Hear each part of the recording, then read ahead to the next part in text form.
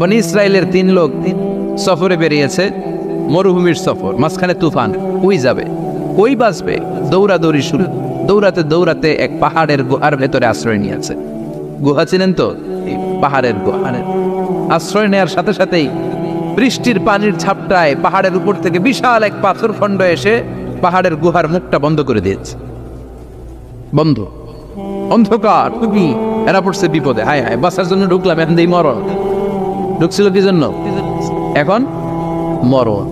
বিশাল পাথরের খণ্ড এসে গুহার রাস্তাটা বন্ধ করে দিয়েছে। 3 জন গায়ে যত শক্তি ছিল ধাক্কায়ও কথা শোনাইতে পারবে। হায় হায়, অক্সিজেন ভিতরে যা আছে আধা ঘন্টা শেষ হয়ে যাবে। কি করে বাঁচবো? বাঁচার উপায় নাই।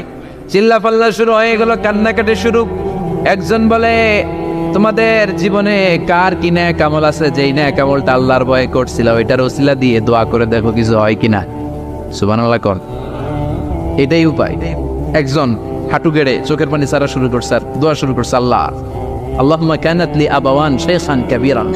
আল্লাহ, আমার বাবা মা ছিল বৃদ্ধ বৃদ্ধা, আমি পেশায় রাখাল, সারাদিন ছাগল চড়িয়ে রাত্রিবেলা দুধ আনতাম, সবার আগে আব্বা আম্মারে দিতাম, এরপরে আমার ছেলে মেয়ে, এরপরে স্ত্রী।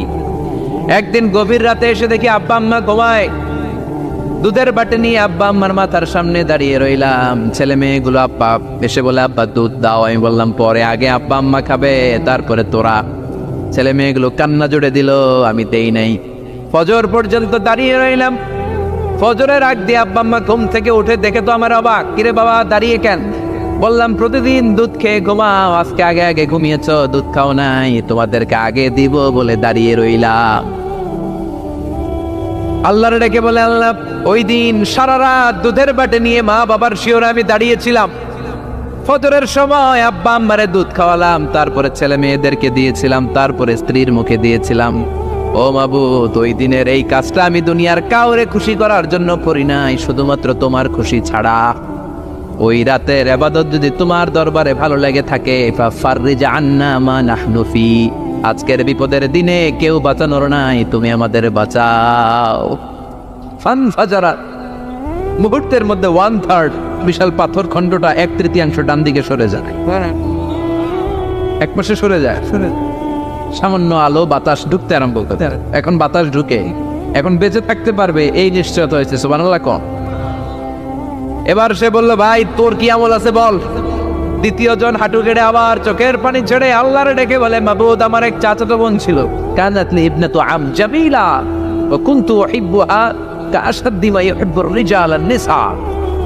আল্লাহ, সুন্দরী, অনন্যা, অপ্সরী, প্রিয়ংবদা, অনুসুয়া, গুণবতী, রূপবতী আমার এক চাচাতো বোন ছিল, তার প্রেমে আমি ছিলাম পাগল পাড়া, কিন্তু সে তো আমার ডাকে সাড়া দেয় না। অনেক চেষ্টা করলাম তারে পাওয়ার জন্য। চাচাতো বোন আমারে বলে, 100 স্বর্ণ মুদ্রা যেদিন দিতে পারবা ওই দিন আমারে পাবা। এবার আমি স্বর্ণ মুদ্রা কালেকশনের কাজে লেগে গেলাম। বছরের পর বছর চেষ্টা করে 100 স্বর্ণ মুদ্রা যেদিন পেলাম ওই দিন চাচাতো বোনের কাছে গেলাম, যে তার হাতে স্বর্ণ মুদ্রা দিলাম, বললাম চলো এবার আমরা অপকর্ম করি। স্বর্ণ মুদ্রা পেয়ে সেও খুশি, আমিও খুশি। সে পাইছে স্বর্ণ, আমি পাইছি তারে। গোপন একটা রুমের ভেতরে ঢুকলাম, দুজনে জামা কাপড় খুলে ফেললাম, নেকেড হয়ে পাপ কাজ শুরু করব।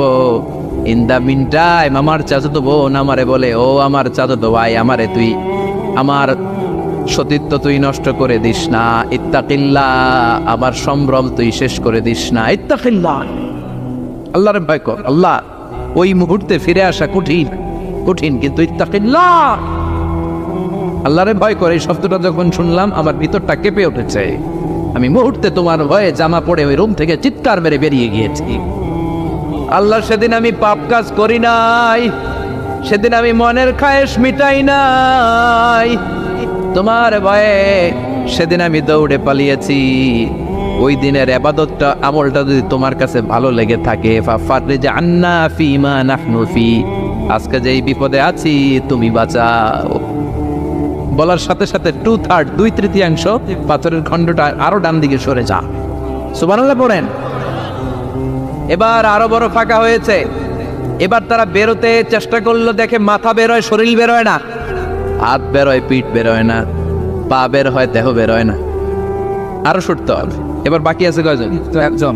সে দোয়া করতে শুরু করলো, আল্লাহ ইস্তাজারতু যারা, আমি ব্যবসায়ী ছিলাম, অনেক শ্রমিক ভাড়া করে একদিন একটা কাজ করালাম, সব শ্রমিকের টাকা দিয়ে দিলাম। এক শ্রমিক টাকা না নিয়ে ভাগলপুর কই যে গেছে নিজেও জানি না, ওর টাকা আমার কাছে রয়ে গেছে।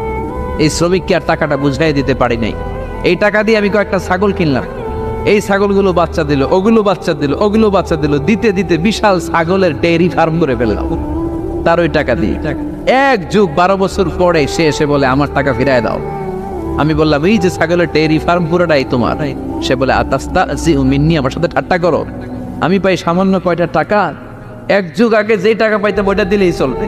আমি বললাম ও শ্রমিক, তোমার টাকা দিয়ে আমি ছাগল কিনে ব্যবসা করেছি, ছাগল বাচ্চা দিয়েছে, বাড়তে বাড়তে বাড়তে বাড়তে আজকের বিশাল এই ডেয়ারি ফার্ম। এই ডেয়ারি ফার্মের মালিক আমি নই, তুমি নিয়ে যাও। বলার সাথে সাথে শ্রমিক আনন্দে নাচতে নাচতে ডেয়ারি ফার্ম নিয়ে যায়। ও আল্লাহ, ওই দিন যদি সে যতটুকু টাকা পাওনা ছিল অতটুকু দিলেই সে খুশি হয়ে যেত। শুধু তোমার খুশির জন্য পুরো ডেয়ারি ফার্ম আমি তারে দিয়ে দিয়েছিলাম। আল্লাহু আকবার। আল্লাহ, আজকের এই বিপদের দিনে আমার সেদিনের আমলটা যদি তোমার কাছে ভালো লাগে তুমি বাঁচাও। বলতে দেরি, মুহূর্তের মধ্যে বিশাল প্রকাণ্ড পাথর খণ্ডটা অন্যদিকে দৌড়ে চলে যায়। পাহাড়ের গুহা ওপেন, পাথর খণ্ড নাই। আল্লাহর শুকরিয়া আর তাকবীর দিতে দিতে 3 জন বের হয়ে যায়। সুবহানাল্লাহ পড়েন। সহিহ বুখারীর বর্ণনা, সহিহ হাদিস। নিজের এমন কোন নেক আমল যদি থাকে যে আমলটা শুধু আল্লাহর জন্য করেছিলাম, ওই নেক আমলের ওসিলা দিয়ে দোয়া করলে দোয়া কবুল করবে কে? করতে রাজি আছেন তো? প্রতিদিন শতবার তাওবা ইস্তিগফার করতে রাজি আছেন? অবিশ্বাসীরা, ভুল করেছো, অন্যায় করেছো, পাপ করেছো, জুলুম করেছো, আমার কাছে ফিরে আসো, ক্ষমা চাও। ক্ষমার মতো ক্ষমা চাইলে সব গুনাহ মাফ করে দিতে পারে কে? পাপ নাই, হ্যাঁ, গুনাহ করি না, এরকম কেউ